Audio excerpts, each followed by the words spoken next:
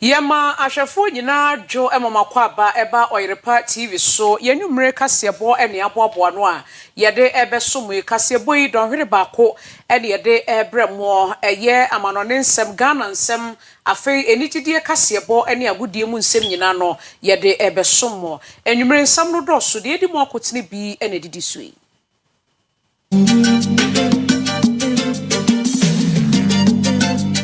Semua ewieye nwumre ya yeba studio he sie ni say China Mall ya ewo Kumasi Santase Runabout Star Junction eno na eja tomu totototo ayehye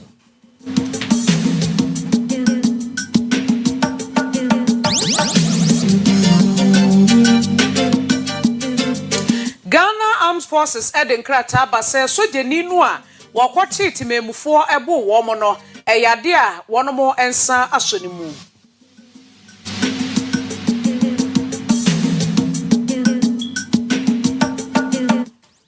Ye be free wona ye ka 2025 Paris Peace Forum Ghana keka ne ho se wo de kakra ye benya e de beko se ne be ye betimi aboa e wo dwuma no edi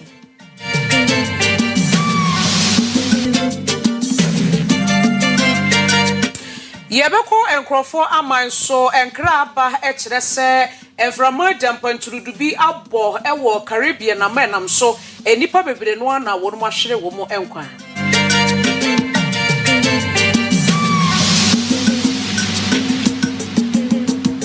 Ensamwa etiti se bie ene yaboa no a yede besom anwumre yenam ye socials ahodo ni nyina so ko manfo nchen Facebook kwa be obehu yen YouTube nso yedemu sara ebi ensam no a yaboa no ni afoforo bebre agudie nsam ka ho ene gede kase wom sara na goprama so nsam ne nkofo aman so de sikasam ene adwade ho nkomo nyina yaboa no a yede ebesom mo kase ne be ye oda ye ofa wa ye ne fa sedama bohye ba electrical sa wakofa nkane apa ne ho ne o nyina de abadwa so hyene nso se usi dan no ne du ba bia wo waye ananso so de nkane a egumu a kai se obeba bohye ba electricals promise about so se nkanchero se enupa ye nom sese ni padua no ama akwa ni nyina ye na dwuma yi pepepe no before de no de promise na akofa papa e de aba dache hima season 3 no ekoso kwesi da bia ewia no miensa na yasase afei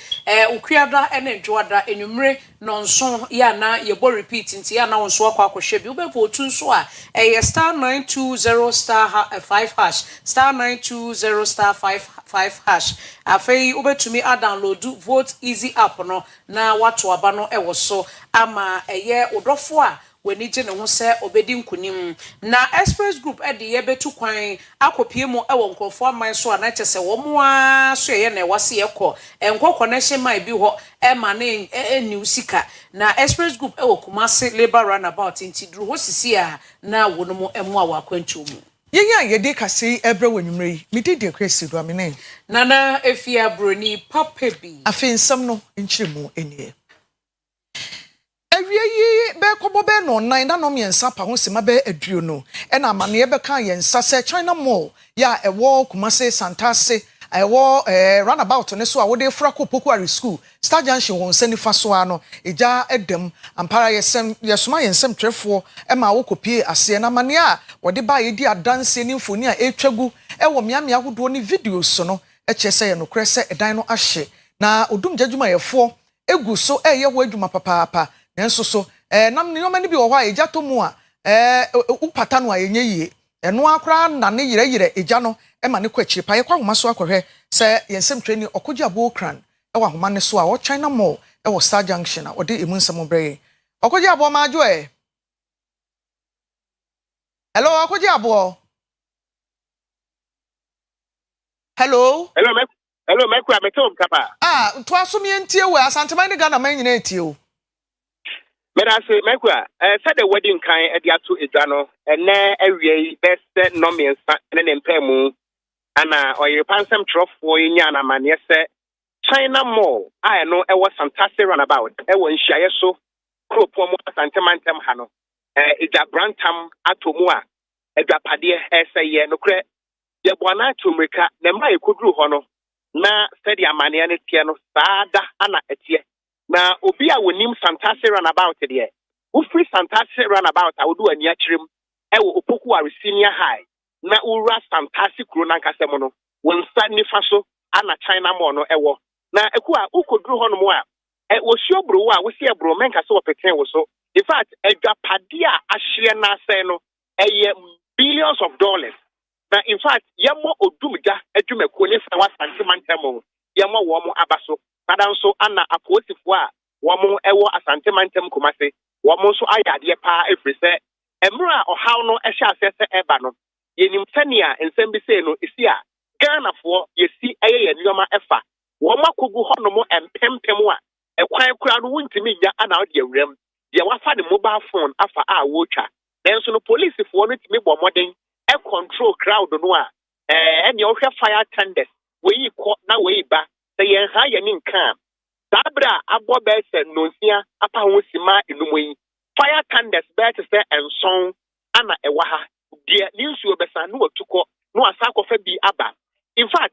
the Udru Hanomoa, ye one penny for or no free at Torrentum. Bremwa for Mr. Natmo, or Monpen for Ewaha. Na Yetiminia Quenya, any Asantimantamo Penia, one Anna one Natmo,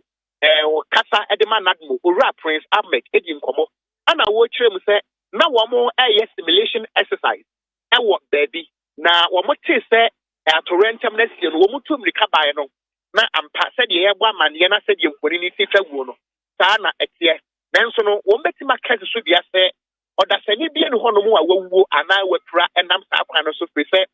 And Ra, a Jana chance, no. Not staff no and now workers no. Now one more ewa from the gym, Yabakasana or Muko break. And when a Janus see one more etchy. But the Yakas idea at the crop pot here, and Namswa, a Jana Bayano, and Penofo Yamato, and Yamato Bontain. Yenya Quenya, any ACFO2, Peter Tate, our wire fire commander, and my Ghana National Fire Service, Nefa. I was Santimantamu Edin Como. One also children will say, Yakasa idea. Bonebekasa, it is too early. That you don't at the crop at the Namswa, a day, a jano ebaye. Then she bet my cat should say, a Japadia dear as the papa. Now, what would you fantastic China mono? And yes, small facility, as so and your man Asiedua. The Casa you quantify into cities or dollars. A pepim wachi, and it is a hagi financial. Yeka say a jano enumuye bambofo da so awa ha yenim say Kumasi mayor yera Richard Foria German Kinzuba enso ene dem penifo eba ha yeka say omuda so agina ha ana fire service branch enso eda so ha no mo a yeka say fire tenders mienu atu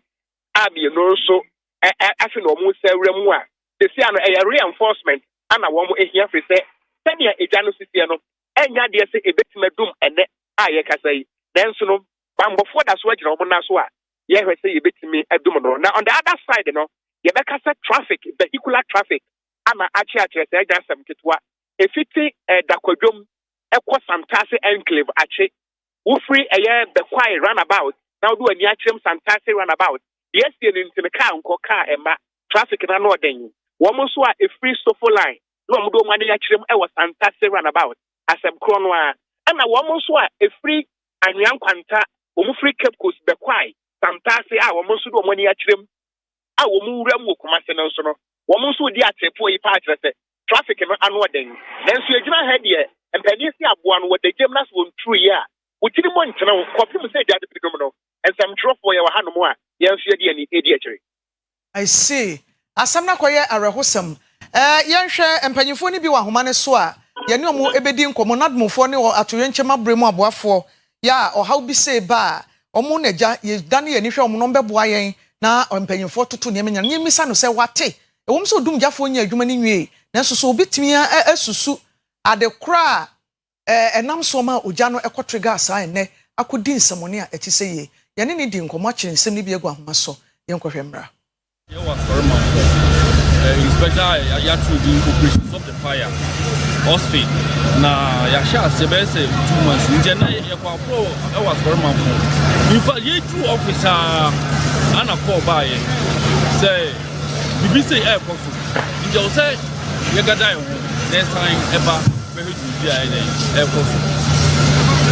so matter of fact call number 229 230 so that's the bar. I don't say not good there. this is what we do. So it took us less than 2 minutes. We have a BI office, and then say, yeah, we're able to rush up and come and help the fire personnel for us to put the fire. So the immediate say, can say, you won't be a free back. The young way, by a premuses and who be Sazwa, Bema was yeah, go market. Ah, yeah, actually, ever is just here. That's a wall cylinder. Who soldier our market war, a sa and money. Send a bayer, some people will say, I am free say. We had this saw now, no people which were in market illegal connection. Nina amount to this kind of disaster. You there be Musua and Sunday Mano near the about as okay or no, pay possible and your money. Your friends and police for Nakasa. I'm say people mind here throughout the night to say being your core evidence. Emma at the good end day. Na ye free arehosemi so ne yakonsem from ene video bi na nam emframemu na momontene so a sojeni bi yese kyerese obi nim ne esiye wakoche pharmacist bi ene ababa wa bi bu womoa bobo womo kyesena eya homete sempa na enkra ba beka yensa enwumre kyerese sojeni no womo hu no ye fre no eye WO1 Mensa Williams na me no wo kasei aposifo ensa asonimu a enhwehwemu bi esefate bia ye wase womo ye ede fa ne ho no womo kyerese wono ebeye na Ghana Armed Forces fo nso ede womo nkrata ede aba abontene. Inchechemu abeto janese WO1 Mensa ebora pharmacy bi mu ewo bema camp na se okoto eduro de yenim na de omuhunu ya ne se one pharmacist a wo ho no enya akasa eno na ababawa a ogina nchen eye na dwene se e ka oyi ne mobile phone na wa record ne esi no ode ebufo eba ababawa no so oto hye ne so no bobo na som yi eno na wona wona ne hu yi kyese asem no na eni asefem na omumpo omoho ewo so yi eno na mso ma soje more posifo e de na makantement posifo se onfa nsie ontutu na no na asoche esefata no onfa ma no ebeto samre die Ghana Armed Forces fans mfo bia mai na asemi huhu a enam intensai kese no so no ama amanfo achi mu se e wo se odi asoche esefata e de ma WO1 Mensa na no so nam so be ye nhwesode ama asrafo a owa adwumani mu no e kwa won mudie mu se be bia onam bia no ohunu se ofum Ghana mai. What you know? Hey, what could you do? So I will be concerned. Hey, you say,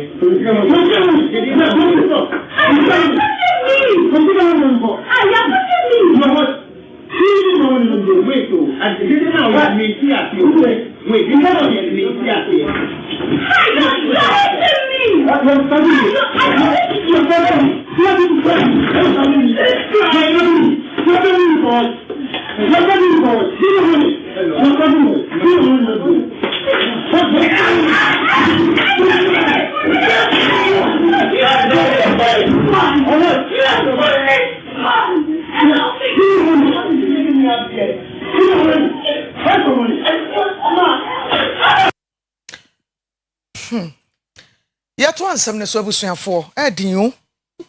edin na ukoto dro free drugstore edi kofi ati so wakoto aduane free restaurant no wakosa mempe obi dim de odi akotum na ukon prescription a wode tro yesi yemfa nkoto aduro ma na wo he e no nipa ne koto bibi foforo wanya asem onko no nko kyerem nkyerem panimfo abaya ne so ya ade pa o yeso jani ba enti no nya akokoduro no ya menu mienu anka aduane ko pempe bi asehye abusuafo yeto ansem ne so Ghana Mampani His Excellency John Dramani Mahama abo amane se Ghana fa dwene se enche ye ni information and democracy for ebeka bom na oman no wi ataso se ebeboa ama wi ase nyina foto a wabo ye de boa na nsam twere adwuma gina ne nan so no oman ne de ne ho bagema bi 2025 Paris Peace Forum ayekoso ewo France dumanase na Mampani din sem yakoto. Has not been only about talk, tangible outcomes have been made, including the endorsement of the Paris Declaration on Multilateral Action for Information Integrity and Independent Media, reaffirming our collective commitment to free, independent, and pluralistic information ecosystems. It has also endorsed renewed political and financial commitments to replenish the International Fund for Public Interest Media, targeting €130 million between 2026 and 2028 to support independent journalism worldwide. The establishment of a consultative committee to enhance coordination among states, civil society, and the Forum for Information and Democracy. And also, above all, a shared understanding that the defense of truth must now be a sustained and collective endeavor, transcending national and institutional boundaries. I'm pleased to announce that Ghana has formally decided to assume full membership of the Partnership for Information and Democracy.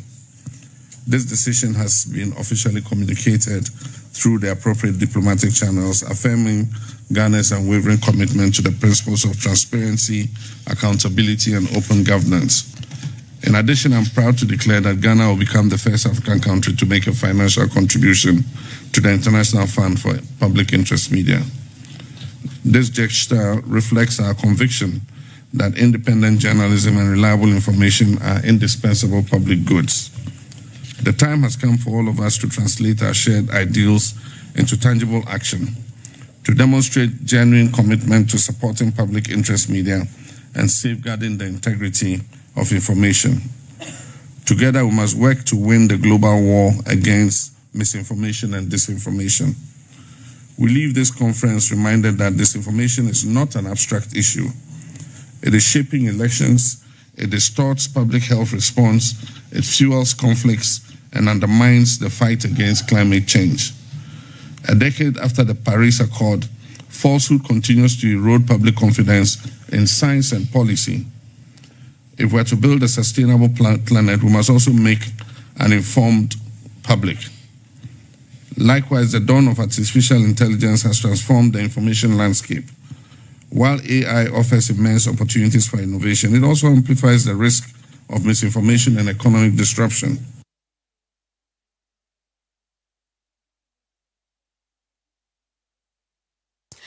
High Commissioner India Edema Omai Ghana His Excellency Manish Gupta and wadia to dwa achire mu se India ene Omai Ghana yebeka abachire so pa yebeka bom ya yonkofa no afa na emu beye den na yedwedie nso etumi akonkan na wode sansem we etudwa wa bra 4th edition of West Africa largest building and construction and power electrical and energy exhibition of Ghana ekoso na wopanyi edi sansem we etudwa so that Ghanaian enterprises can become integral players in the green energy transition agenda. These reforms are not abstract policies. They are deliberate steps to ensure that the energy sector becomes a catalyst for industrial transformation, job creation, and export-led growth. Distinguished guests, this expo is a practical demonstration of the power of partnership. It provides an avenue for Ghanaian and international companies to engage in business-to-business interaction, explore investment opportunities, and showcase cutting-edge technologies. The Ministry of Energy and Green Transition fully endorses this platform because private capital, innovation, and private technology transfer are indispensable to achieving universal access to energy and resilient infrastructure. We are particularly encouraged by the diversity of participation. And from the first speaker, I was made to know that we have exhibitors from the UK, exhibitors from India, we have some from Nigeria, from the US, Egypt, France, and other neighboring countries. Some of the largest, sleeper building factory in this country for the first time that came as a part of it. The whole idea is to build local capacities also through such endeavors. So today's exhibition also, I look in terms of the same thing. It's not merely trade and commerce. It's also about gaining experience, encourage, foreign investors, traders to come here, partner with the Ghanaian business and industry. There will be opportunities as we scale up the market, whether we are going to do the local assembly or we are going to do the local manufacturing also. So I encourage everyone, to look carving out the long-term partnerships. As India, we will always be ready to work with you on capacity building initiatives, knowledge transfer, innovation, and certainly encouraging Indian business and industry to take more active interest and develop relationships for the long term. On that note, I wish this exhibition all success. Ghana Special Prosecutor Ora Kisi Ejaben and they were the Sambia to just say Sika Baya Ghana Sika a free million bakuni a chip on 1.4 billion cedis and ye Sika a binda danimu Swafa no Sika Samso Yera Keneto Foriata a ball ka ewo Strategic Mobilization Limited SML ho ye nam so kofa o kadeba ya wo tu Sika no amfa nani ani achi the Broni monitoring and evaluation the biankoso na nam so ma omo tu Sika ma omo no e de ye de omo epe ene de your friends some trofo no wadi nkomo adane nsam ne de oye efa kwan ya de be chi nipa bonefo a omo se o mani sika o mani mu ne titiro ne aban dada ne mu adwumayefo ensa wodi nsam yi tu dwa no kira Ghana Revenue Authority GRA4 any Ministry of Finance omo a momoden anhwe se sika na wotu ama SML no we yeso adwuma pepepe that West Blue should reactivate its web service to SML by transmitting all CCVR data in respect of January to June 2019. Now, during all this period, Mr. Oforiatta's increased participation in personally promoting the cause of SML had become pronounced. On 29 August 2019, he directed his technical advisor through his chef de cabinet, Mr. Enesakori, to lead the integration of West Blue and SML alongside the new leadership of the Customs Technical Services Bureau. Was being copied in every email chain. And this is highly significant because as Minister of Finance, he was placed in direct knowledge of SML's operational and tool incapacity,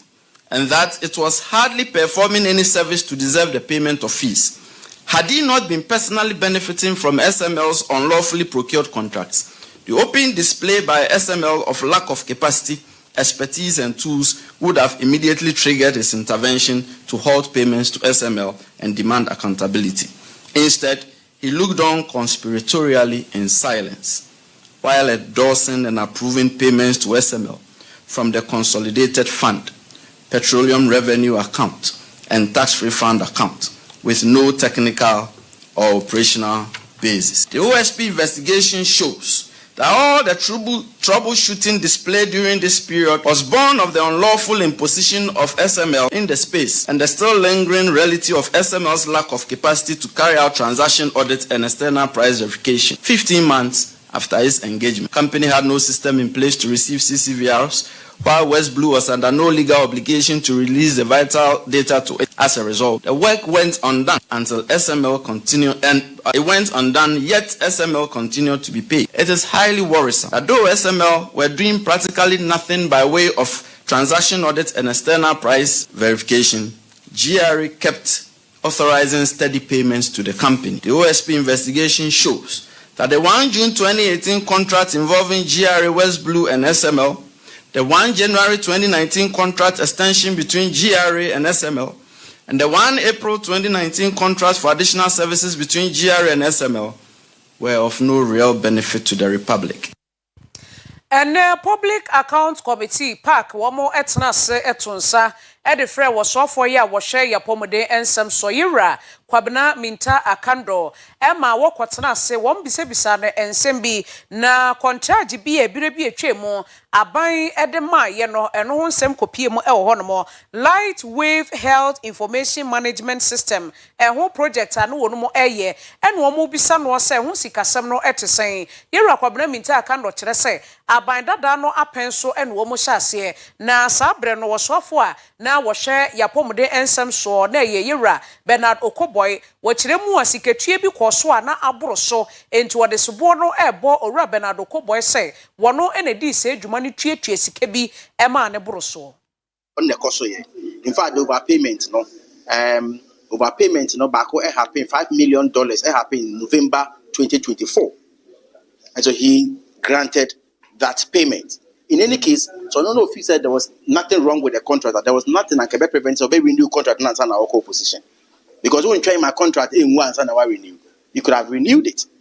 And so but Biomudi Abeduno, the best say, yeah, ready say lamentation. We want to solve the issues. And I'm very happy so if indeed the yes action on the is confirming that the vendor has been overpaid. Me you say a concentrating, you say a solution so. I may add more a 4 weeks program strategy will get out of this mess. Say Ghanaian patient ba hospital wa Mubesa Genisika near your friend co-payment in actual fact illegal payment. Nti ya ne say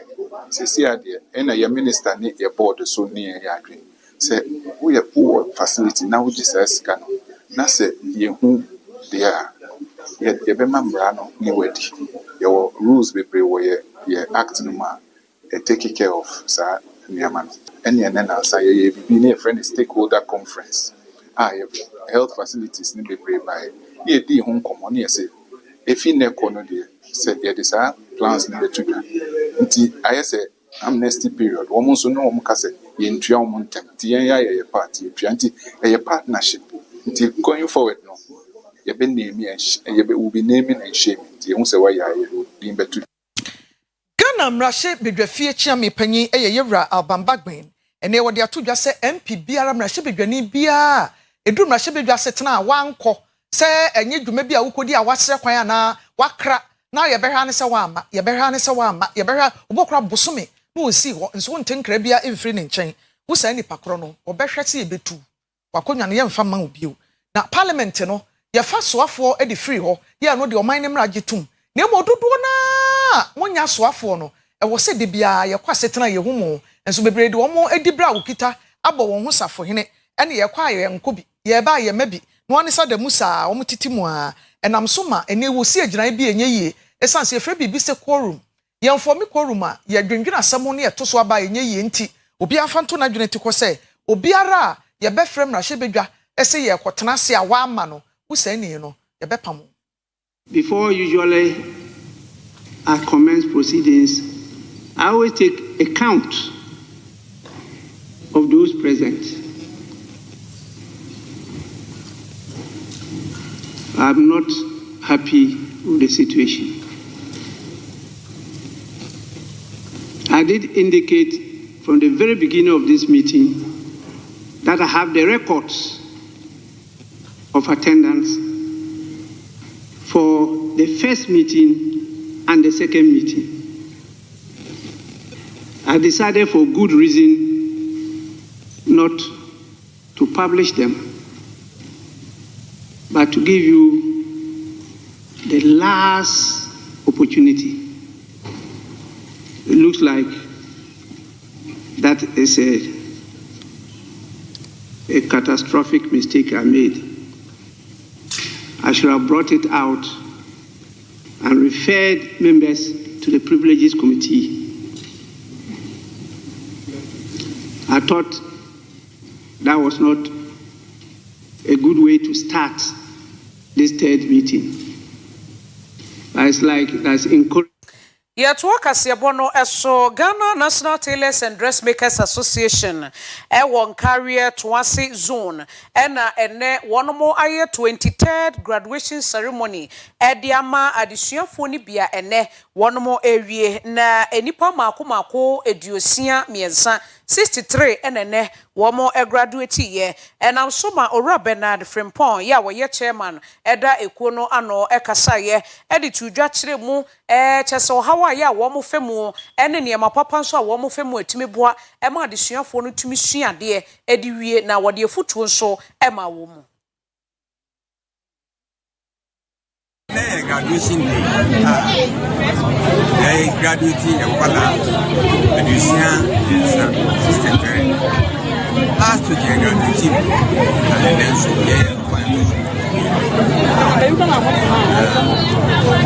yes, graduation to sweat. I bring you a graduating Kalano.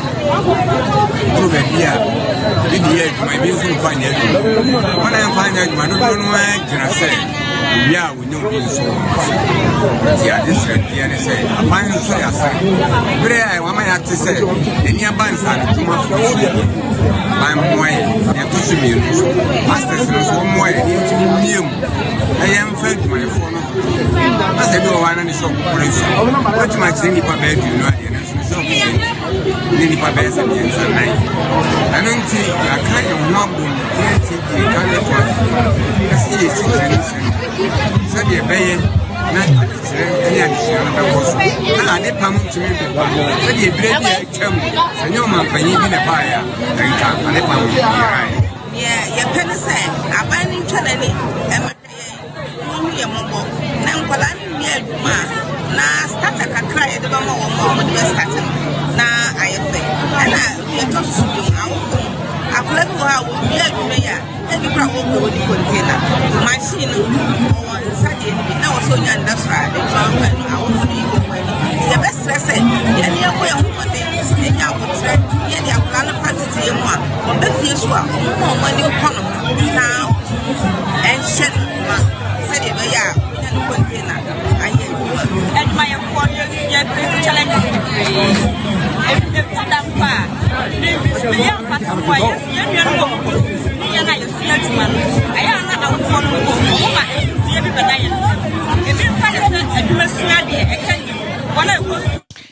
Penny Kwanche for Director General, the National Service Authority, Madam Ruth de la Sado, and now the Sembia to just say National Service for a nay, or Munkrata, by free the bear, Brandana Bano, Yaposo, or Matotomi, Yakuduina, a be a Jumani be artificial intelligence, I nubi. Technology development in a hunsem yinano e ka ho ebi wonam so kire se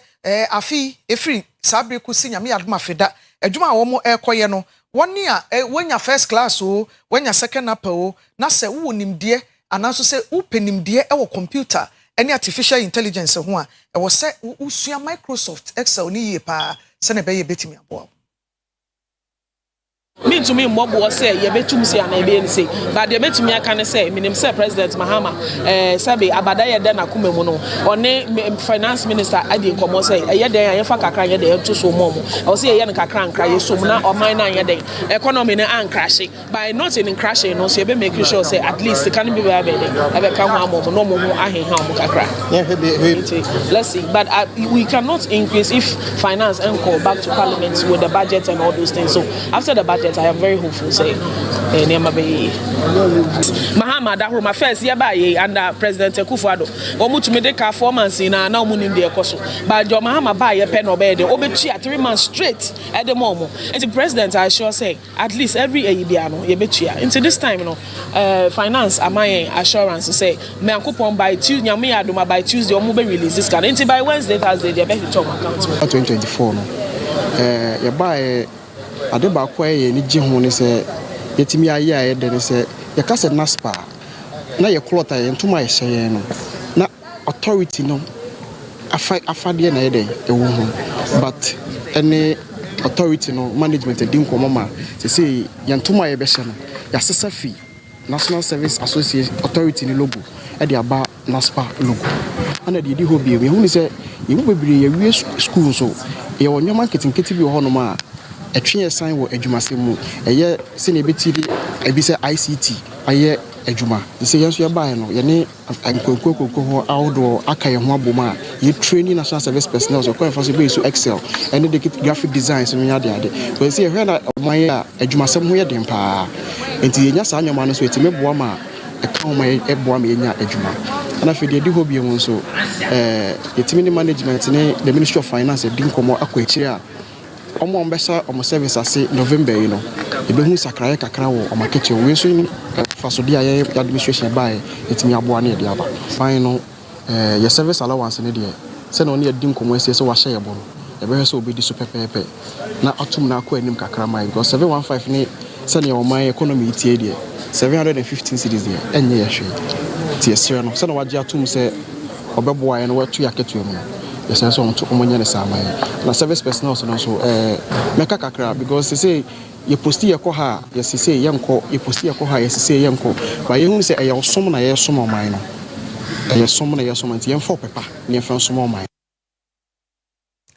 and your special report e wakasieboyi eso ye bisase ene maya no se ne wo musi dress no ya na no oden pa bebre no address kama nanso dodo na nso no washa atade na sebi ni sisi echi gu ho na ne ntoma egu abontene ne nofu gu ho obi se owia no de Yesu kroso no de ase wo na kyese wo de no fu yi emia Yesu saa owia wo de nwokura sasra no fo no so na ete yiraw no de na mabontene na no na yema ne bofo na akuafiri ye ekọ monten so no obisa mema ne se aso ema ne dress sei na wo mo de na mo aya na mo ano mo hu ne sen mo hu kura ye mo sen na ya na ehu nsem te sen etimi siesie ohu pia bonten na sabi ahwene egu o masene enuoma ehye wo mo no mu nipadua ne nyina wutimi hu nipadua kwa ne nyina ene enua no mema yedi nkomo na ebisa wo mo se omu saa ema na sene ya no mfili oh oma stuti here for the oh nice oma stuti no eni je bam omo yede no say adena say mini e bam ahu uta say etima awre chechire akra on the show no ne boy come my boys no oh adwumponi bi show muti no bi o abeya ni na ja hu bi ache that's what this called be kwase o to hu ni san shape ni sana na say eh sadi e show me de Bible class was also Oyerepa ma ye do pa na be yo ho minti metufo ai o pe kwa ba nsa atade wa wasem ai nti wo ba kuruma ensa atade na brasa ye de wa hama o do be bia be ho pe so asajala bia do be bia ye wa enu tine wa no see it's almost setre ye so ye wa ye be hwe eye kama papa eye kama rough enwa na de chechire ewe enwa na bobo kakra wo enza wo yes street crazy no wa musa Canada Japan ba chama untumi ba enzo wa hu na musa no ye na obusa ye enwa na de chechire ewe because ye disane manager a ke we wukura ko timi ze me base munye se me tia na me hwebi nko a ande cha na ma sori kofi en ma hwebe for oh I become enjoyable sana omama wiase no aye fe timi na me se me tesla o mokla ka chom se nya me sla o mo so omama wiase na aye fe sa eh me yime ne de ade na efe ile me yime ne me hwa mo no kura timi se me hwe enu tino wa ye ne sa no design se me hwe to se me hwe I can't hold my crowbar yafe beautification I can't will be environment in here for unya sure opa se ka ya ba no bia address style bia se krom kran ka ma na nyafe ni ba ni nyina aka will be how are you dey ya uti ye ni nyina ye mema na dwenche oyokro banana ekwe abusuafo ye begina maba wei ene apuskeleke ahosiesie so na ye de kase no atwa ye ho akwaba ye koto nkra ye ba sports news ebeto so